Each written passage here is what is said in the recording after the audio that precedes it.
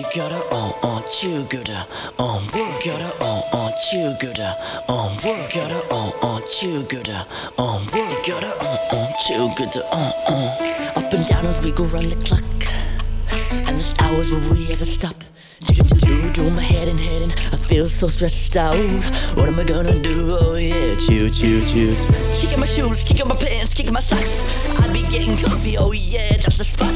Trying to get a little stunky, oh yeah, roll a lunger. Cause I work so hard, so I gotta chill harder. You gotta chill good, work gotta chill good, work gotta chill good, you gotta chill good, work good.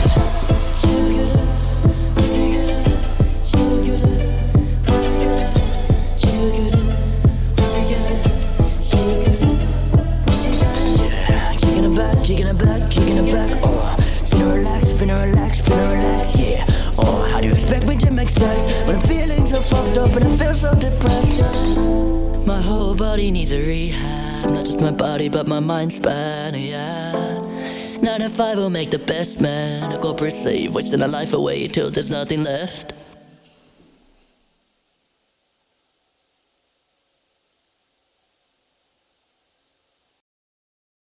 Hello, and welcome to Symptoms of Society.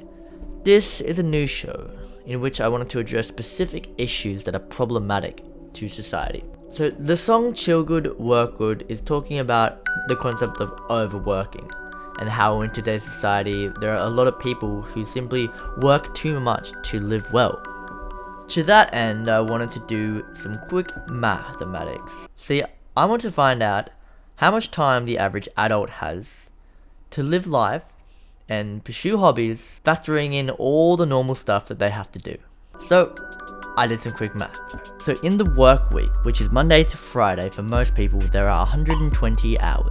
Within those 120 hours, we have to subtract 40 for work, and the average adult gets anywhere from say 6 to 8 hours sleep at night, so let's just say 7, so 35 for sleep. According to a website I found, many Americans seem to do anywhere from 5 to 7 hours of cleaning a week, so assuming it's only 5 days instead of 7, let's just say 4 hours of cleaning / chores, so minus 4. Apparently in 2017, the average daily commute to work in Sydney is 71 minutes each day, which is insane.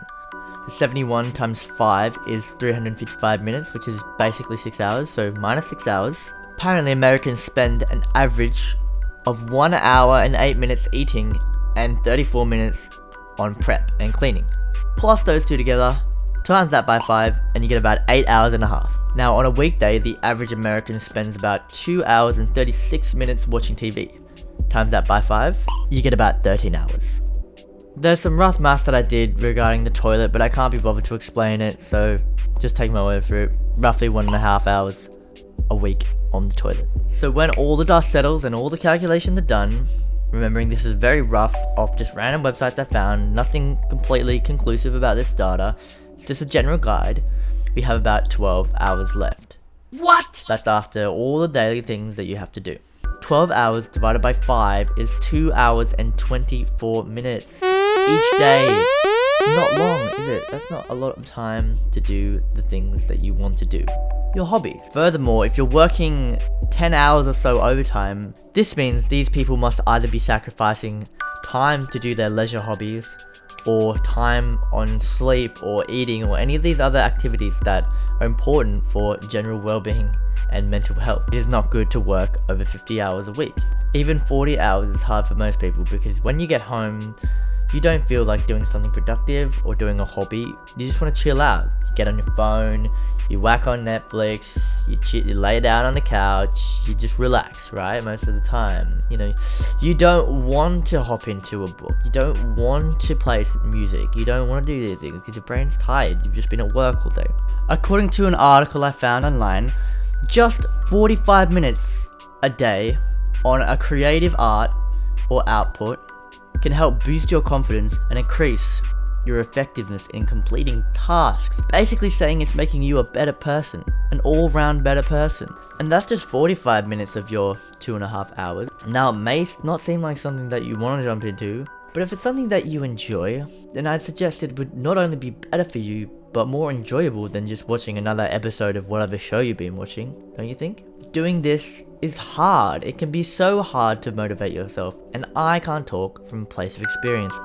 I've never worked a 40-hour week, and I hopefully never will. It's absolutely not my scene. I don't want anything to do with it, which is why I've chosen music as my career. So whilst I can't understand and relate to the struggles of a full-time worker, I can certainly talk about the benefits of creativity as a means to improve your life. So the next time you think, oh, I'd love to get into a creative hobby, but I just don't have the time, think about that 2.5 hours that you should have every day. Where does it go? Do you spend it watching TV, or perhaps oversleeping, or perhaps you commute longer, or maybe you can do some writing, or some reading, or some composing on the train, on your computer. Maybe you can spend that extra 30 minutes a day that you spend lying down, looking at your phone, or watching TV, on practicing an instrument. Maybe you overwork, and your hectic schedule is just too much. That's where I think the 4-day work week can come into effect. 4-day work week, working 10 hours, 4 days, and then you have 3 days off.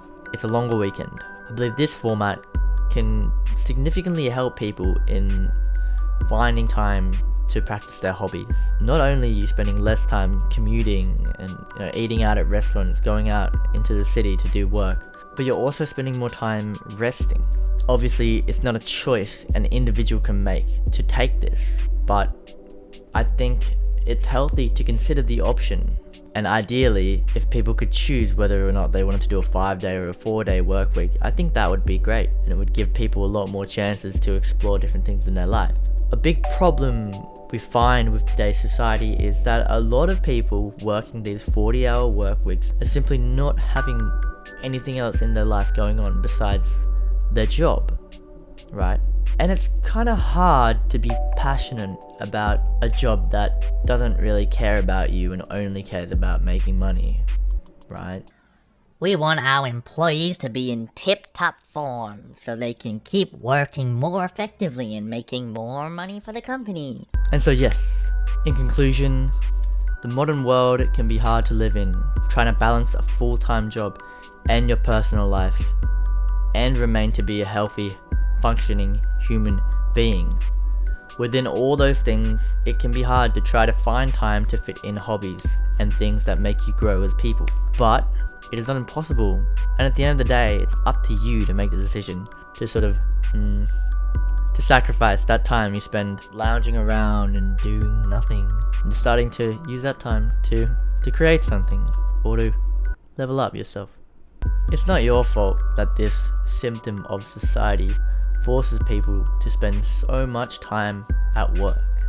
However, it is your fault if you choose to be defeated by it. That's all for today's episode. Until next time.